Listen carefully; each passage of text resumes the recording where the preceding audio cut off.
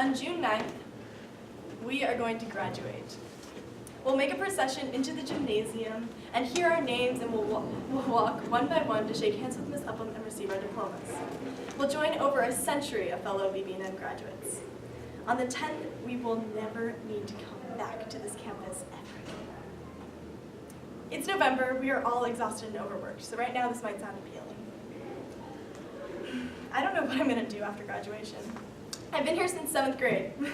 I've learned to deal with the ups and downs that are intrinsically part of the BB&M education.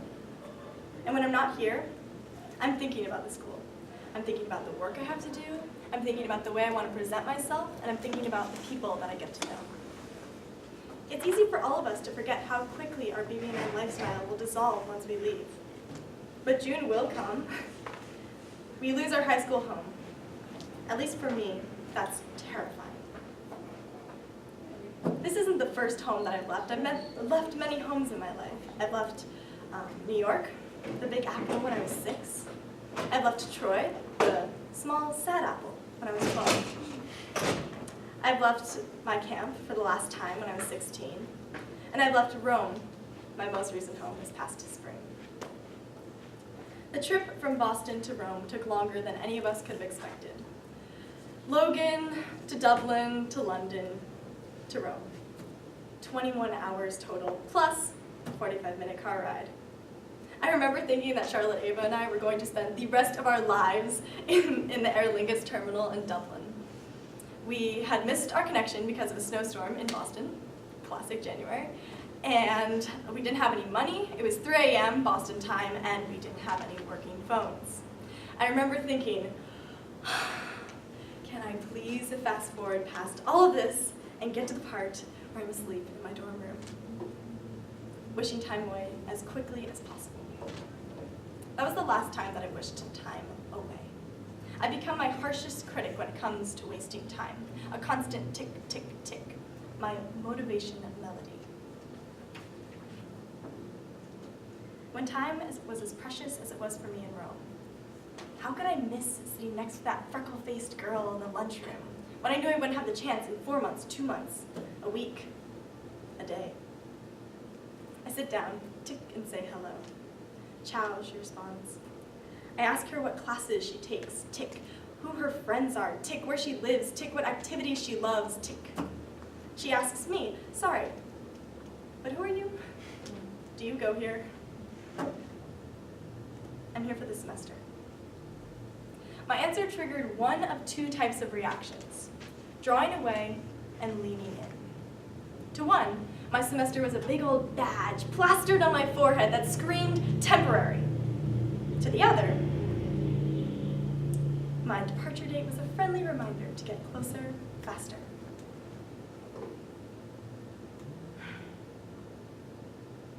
Lucky for me, that freckle-faced girl that I sat next to was Kiara, a girl who leaned in.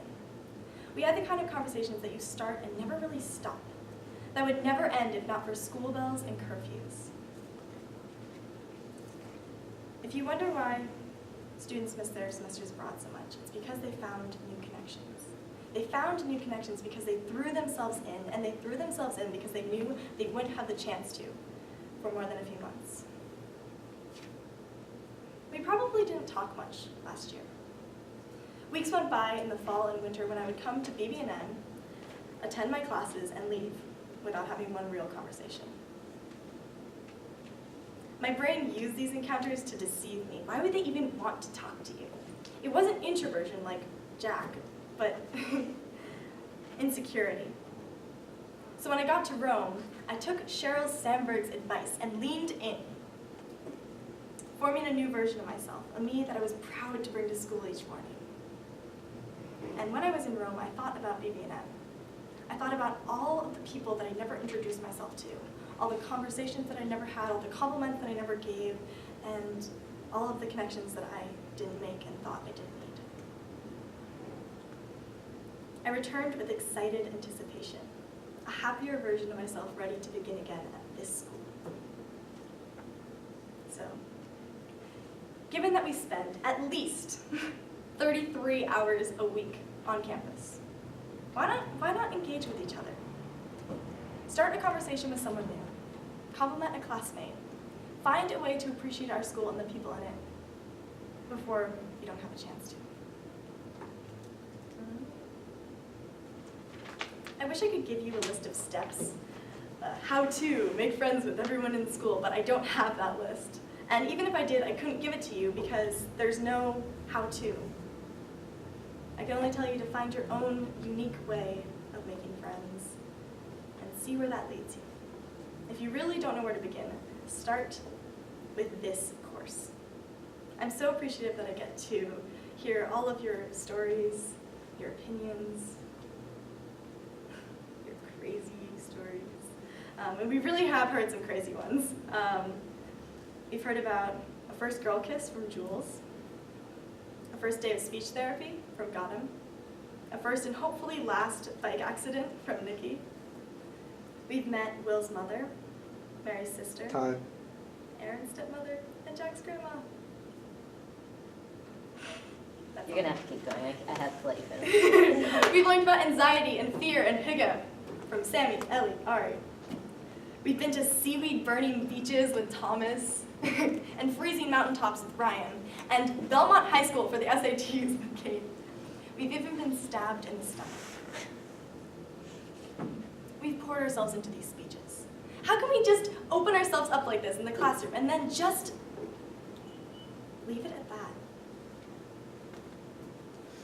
We have no idea what connections could form in the months we have left, and all it takes is a bit of courage and some ongoing sincerity. Picture our class, our grade, in suits and white dresses, all dressed up with sniffling parents, all sitting together for our last time. I hope each and every one of you can look around and see a room filled with connections that you've made. We have the chance to fulfill this now, but we're not going to have it forever. So listen, lean in, and you might hear the tick, tick, tick